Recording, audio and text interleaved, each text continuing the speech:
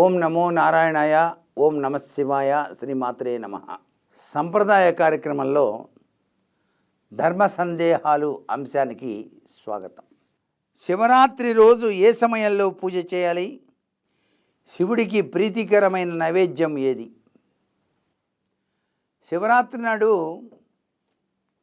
ప్రతి ఒక్కరూ కూడాను ఉదయం పూట అభిషేకార్చన నిర్వహించినప్పటికీ లింగోద్భవ సమయంలో అర్ధరాత్రి 12 గంటల సమయంలో తప్పనిసరిగా మహాన్యాసక పూర్వక రుద్రాభిషేకాన్ని ఆచరించేటువంటి సాంప్రదాయం ఉంది. ఆ యొక్క మహాన్యాసక పూర్వక ఏకాదశ రుద్రాభిషేకంలో వివిధ రకాలైనటువంటి పండ్లు, పంచామృతాలు, చెరకు రసం, ద్రాక్ష రసం, ఖర్జూర పండ్ల రసం, వివిధ రకాలైనటువంటి రసాలతో పరమేశ్వరుణ్ణి నమక చమకాలతో నమస్తేస్తు భగవన్ విశ్వేశ్వరాయ మహాదేవాయ త్రియంబకాయ త్రిపురాంతకాయ కాలాగ్నిరుద్రాయ నీలకంఠాయ మృత్యుంజయాయ మహేశ్వరాయ హర హర హర హర హర నమో నమః అంటూ అభిషేకార్చన నిర్వహించినప్పుడు కనులతో వీక్షించినా చాలు మీ జన్మ ధన్యమై తీరుతుంది. మనసు నిండా సదాశివుని తలుచుకుంటూ సదాశివ సదాశివ హరహర మహాదేవ అంటేనే చాలు.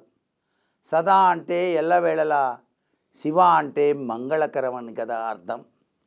సదాశివ నామాన్ని మహాశివరాత్రి నాడు ఉదయం నుంచి తెల్లవారేదాకా ఎవరైతే జాగరణ చేస్తూ ఆచరిస్తారో వారికి అసుతోషుని యొక్క దివ్యవంతమైన అనుగ్రహ కరుణా కటాక్ష వీక్షణాలు వచ్చి తీరుతాయి. అంతేకాకుండా శివునికి ప్రీతికరమైన నైవేద్యం చిమ్మిలి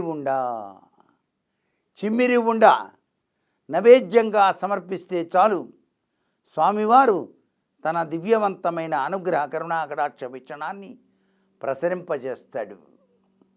అలాగే దైవం తనకు తానుగా రక్షింపజేయటానికి వచ్చేటువంటి అద్వితీయమైన శివరాత్రి మహాశివరాత్రి.